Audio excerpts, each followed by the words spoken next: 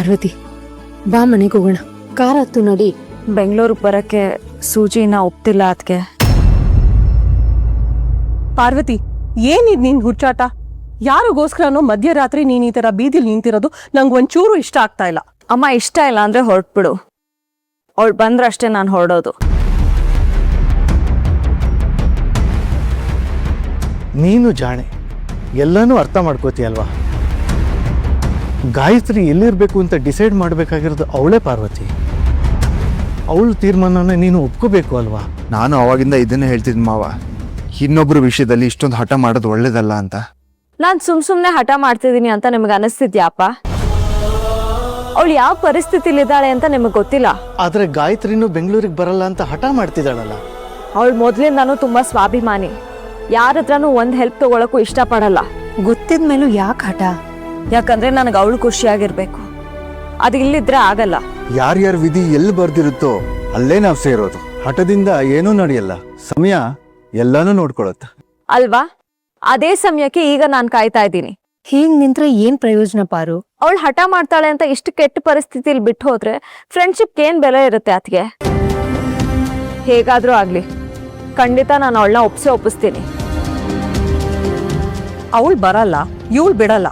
ಒಟ್ನಲ್ಲಿ ನಮ್ಮಂತ ರೆಪ್ಯೂಟೆಡ್ ಫ್ಯಾಮಿಲಿನವರು ಇಂಥ ಜಾಗಕ್ಕೆ ಬಂದು ಯಾರೋ ಕಂಡವ್ರ ಮನೆ ಮುಂದೆ ನಿಲ್ಲೋ ತರ ಆಯ್ತು.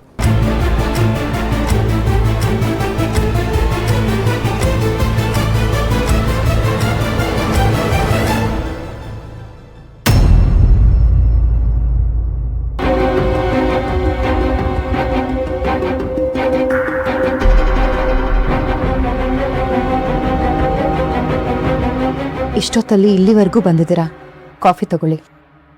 ಈ ತರ ಕಾಫಿ ನಾನು ಕುಡಿಯಲ್ಲ.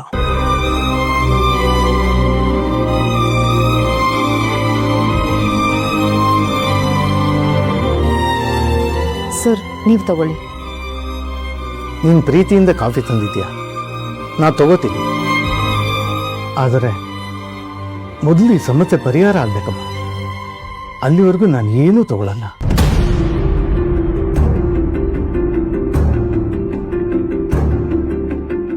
ಇಲ್ಲಿವರೆಗೂ ಪಾರು ಏನೇನು ಕೇಳಿದಾಳೋ ಅದೆಲ್ಲವನ್ನೂ ಕೊಟ್ಟಿದ್ದೀನಿ. ಹಾಗಂತ ಅವಳು ಯಾವತ್ತೂ ಏನೇನೋ ಕೇಳಿಲ್ಲ. ಇಲ್ಲಿ ನಿನ್ನ ಸ್ಥಿತಿ ನೋಡಿ ಅವಳಿಗೆ ತುಂಬ ಆಘಾತ ಆಗಿದೆ. ಏನು ಮಾಡಿದ್ರೆ ನೀನು ಸುಖವಾಗಿರ್ತೀಯೋ ಅದನ್ನೇ ಅವಳು ಯೋಚನೆ ಮಾಡ್ತಿದ್ದಾಳೆ. ಶ್ರೀನಿವಾಸ ಐನವರೇ, ನೀವಾದರೂ ನಿಮ್ಮ ಮಗಳಿಗೆ ಸ್ವಲ್ಪ ತಿಳಿಸಿ ಹೇಳಿ. ಇದ್ರಲ್ಲಿ ನಾನೇನು ಹೇಳೋಕ್ಕಾಗುತ್ತೆ ರಾಜೇಂದ್ರ ಅವರೇ? ಅವಳೇನು ತೀರ್ಮಾನ ತಗೋತಾವಳು ಅದಕ್ಕೆ ನಾನು ಒಪ್ಪಿಗೆ ಕೊಡ್ಬೋದು ಅಷ್ಟೇ. ದಯವಿಟ್ಟು ಪಾರು ಮಾತಿಗೆ ಒಪ್ಪಿಗೆ ಕೊಟ್ಟು ಬೆಂಗಳೂರಿಗೆ ಬಂದ್ಬಿಡು ಸೂಜಿ. ನಿನಗೇನು ಬೇಕೋ ಅದನ್ನ ವ್ಯವಸ್ಥೆ ಮಾಡಿಕೊಡೋ ಜವಾಬ್ದಾರಿ ನಂದು.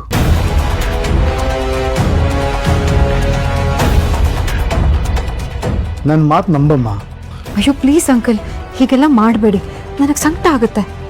ನನಗೆ ನನ್ನ ಬಗ್ಗೆ ಯಾವ ಯೋಚನೆನೂ ಇಲ್ಲ. ನನ್ನ ಫ್ಯಾಮ್ಲಿನ ಬಿಟ್ಟು ನಾನು ಬರೋಕ್ಕಾಗಲ್ಲ.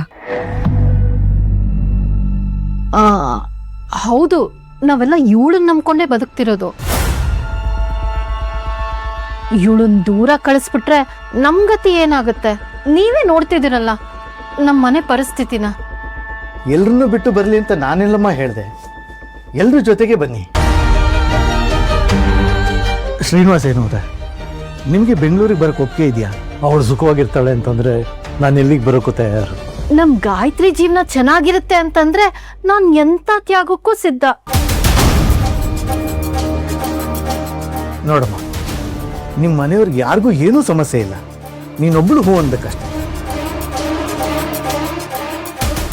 ಅಲ್ಲಿ ಕೆಲಸದ ಬಗ್ಗೆ, ಮನೆ ಬಗ್ಗೆ ಯಾವ ಯೋಚನೆನೂ ಮಾಡಬೇಡ. ಎಲ್ಲ ನಾನು ನೋಡ್ಕೋತೀನಿ.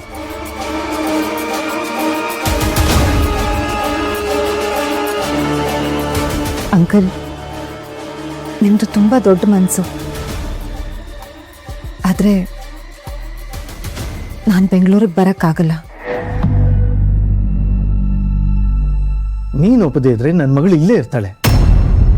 ಅವಳನ್ನ ಬಿಟ್ಟು ನಾವಿರೋಕ್ಕಾಗಲ್ಲ.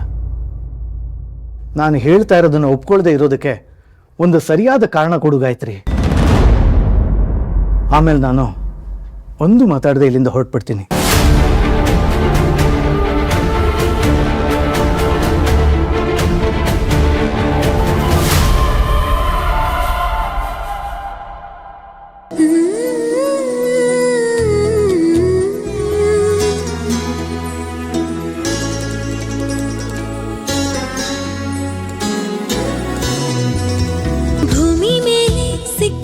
ಚುಕ್ಕಿಗಳು ಸ್ನೇಹ ಎಂಬ ಹಕ್ಕಿಯ ರೆಕ್ಕೆಗಳು ಗೆಳತಿಯಾಗಿ ಬಾಳಲು ಧರೆಗೆ ಬಂದ ದೇವತೆ ಸಿರಿತನ ಮೀರೋ ಗೆಳೆತನವೊಂದು ನಲ್ಮೆ ನಿಧಿಯಾಗಿ ಬಂತು ಮನಸ್ಸಿನ ನೋವು ಮರೆಸುವ ಹೋವು ತಾಯಿ ನೆರಳಾಗಿ ಬಂತು ಗೆಳತಿ ಗಾಯತ್ರಿ ಗೆಳತಿ ಗಾಯತ್ರಿ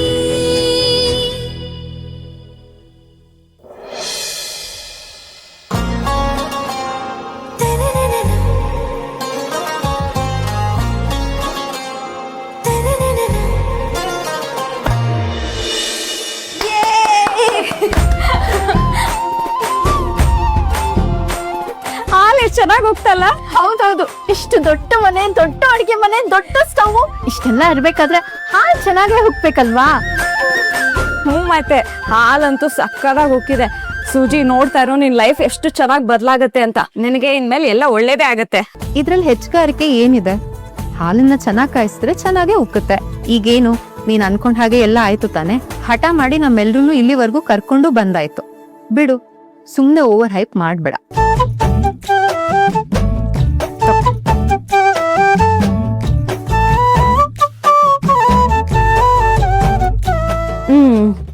ಸರಿ ಸರಿ, ಹೊಸ ಮನೆ ಬಂದಿದ್ ಖುಷಿಗೆ ಏನಾದ್ರೂ ಅರ್ಜೆಂಟ್ ಆಗಿ ಒಂದ್ ಸ್ವೀಟ್ ಮಾಡ್ಬೇಕು. ನಾಯ್ನಾ, ರವೆ ಮತ್ತೆ ತುಪ್ಪ ತಂದಿದ್ವಲ್ಲ, ಅದೆಲ್ಲಿ? ಹಾಕ, ಇಲ್ಲೇ ಇದೆ, ಕೊಟ್ಟೆ.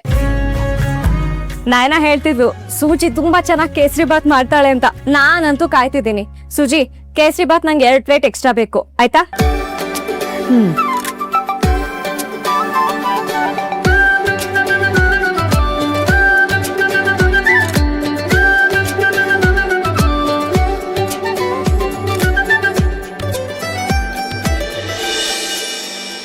ಸರಿ ಸರಿ, ಎಲ್ಲ ಹಾಗೆ ಇರಲಿ. ಇವತ್ತೇ ಎಲ್ಲ ಫೈನಲ್ ಆಗ್ಬಿಡು. ನಾನು ಈಗಲೇ ಆಫೀಸಿಗೆ ಹೊರಡ್ತಾ ಇದ್ದೀನಿ. ಲ್ಯಾಪ್ಟಾಪ್ ರೀ ಯಾಕಿಷ್ಟು ಟೆನ್ಷನ್ ಆಗ್ತಿದ್ದೀರಾ? ಏನಾಯ್ತು? ಇವತ್ತು ಬಹಳ ಇಂಪಾರ್ಟೆಂಟ್ ದಿನ ವೈದೇಹಿ. ನಮ್ಮ ಕಂಪನಿಗೆ ಒಂದು ದೊಡ್ಡ ಡೀಲ್ಗೆ ಪ್ರಯತ್ನ ಪಡ್ತಾ ಇದ್ವಿ, ನೆನಪಿದ್ಯಾ? ಆ ಪ್ರೋಸೆಸ್ ಈಗ ನಡೀತಾ ಇದೆ. ಅದು 4 ವರ್ಷದಿಂದ ನಮ್ಮ ಕೈ ತಪ್ಪು ಹೋಗ್ತಾ ಇತ್ತು. ಈ ವರ್ಷ ಅದಕ್ಕೋಸ್ಕರ ತುಂಬಾ ಫೈಟ್ ಮಾಡಬೇಕು. ಈ ಪ್ರಾಜೆಕ್ಟ್ ನಮ್ಮ ಕಂಪನಿ ರೆಪ್ಯುಟೇಷನ್ಗೆ ತುಂಬಾ ಮುಖ್ಯ. ಇದೇನಾದ್ರು ಸಿಕ್ಕಿದ್ರೆ ತುಂಬಾ ಸ್ಟ್ರೆಸ್ ರಿಲೀಫ್ ಆಗುತ್ತೆ. ಸೊ ತುಂಬಾ ಕೆಲಸ ಇದೆ. ರೀ,